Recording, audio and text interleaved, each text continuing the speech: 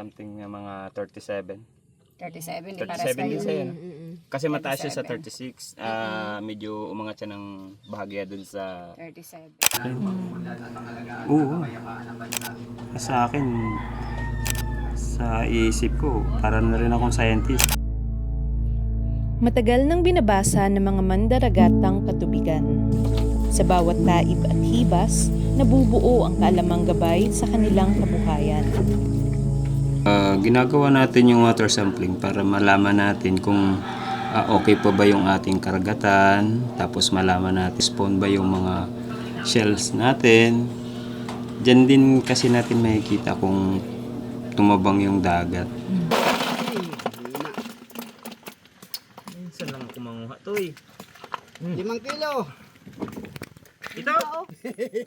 Mahalaga sa akin pagsasampling para sa nabubuhay namin sa panghuhuli ng mga mangingisda.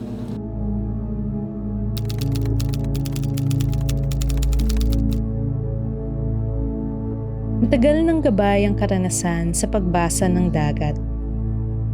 Sa ocean monitoring, nadagdagan nito ng mga bagong paraan ng pagmamasid at pagsusukat. And one more, nagkaroon at binigyan ng equipment ng UPMSI upang masuri ang tubig. At isa na rin po sa naka-experience, maging isang scientist. At itinuro sa amin kung paano ang pagkuha ng alat, asin, oxygen, and temperature. Mga acid, kaya ma-advise ko na naka-gloves po tayo para hindi makati sa kamay ko sakali mang matuluan tayo. Okay? Ayan. Labahan. Thank you. Parang wala na patak.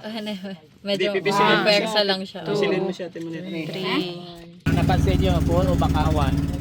Nagsimulang magtagpo ang karanasan ng mga mandaragat at ang datos na sama-sama nilang kinokolekta. Solo-solo lang sila sa Ilagay nga doon, kamada mo doon. Saan po? Doon, saan? 8 months ako voluntaryo ng VIPAR sa pagtitis ng tubig. May mga deometer akong ginagamit. Natuto rin ako ng tubig. Yung time bagay sa amin, kaya dito, ang hanap buhay namin kaya sa Pispan. Nakabatay kami dun sa magiging quality ng tubig. Kung baga naaagapan dahil mayroon nga kaming mga kagamitan na hindi naman nagtagal ay binawi din naman ng VIPAR. Sayang din. Tuloy-tuloy naman namin naobserbahan yung dagat sa pamamagitan ng UP. Okay po. Kaya malaking tulong. Habang nagpapatuloy ang kanilang pagmamatyag, mas malinaw nilang nasasaksihan ang lumalalang kalagayan ng katubigan at ang unti-unting pagnipis ng kabuhayang nakasalalay rito. Ang nakita namin, apektado na kami. Ang aming talaban, humina. Sa pagkakalam namin, ang black mussel talaga salot sa talaba. Gawa ng kung saan man sila magtayo ng piskid na gayan, may black mussel. Magi sa Bulacan, kung saan Pangasinan, black mussel ay tinadaig nila. Ay kung okay pa yun ng mga hindi naman natin masasabing 10 lang sa umpisa. Dahil yun talaga naman ay kagaya nung dito, nag-umpisa lang sa 5. Ay ilan na ngayon? Ilan na po ba ngayon dito? Ano ko lang 500 na. 600 na. Wow. Ano mo na isang area na may oxygen, tinabunan mo ng isang napakalangin parang bundok na pakain.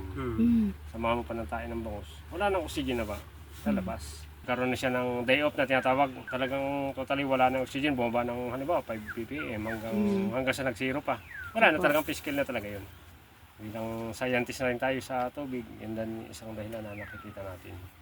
Dahil marunong naman kami, kaya nung nagkaroon ng fish kill, magkaroon kagad ng on the spot monitoring. Ang importante naman dyan yung sasamahan namin kasi kami nagsimula yung pagmamonitor dyan sa dagat. So dapat mga member namin magkaroon din ng malasakit. Handang sakripisyo para makakuha ng tamang datos. Ganyan. Hindi man ito agad nalulutas sa mga suliranin sa dagat, nagiging sandigan ng samamatyag sa kolektibong pag-unawa at pagkilos ng komunidad.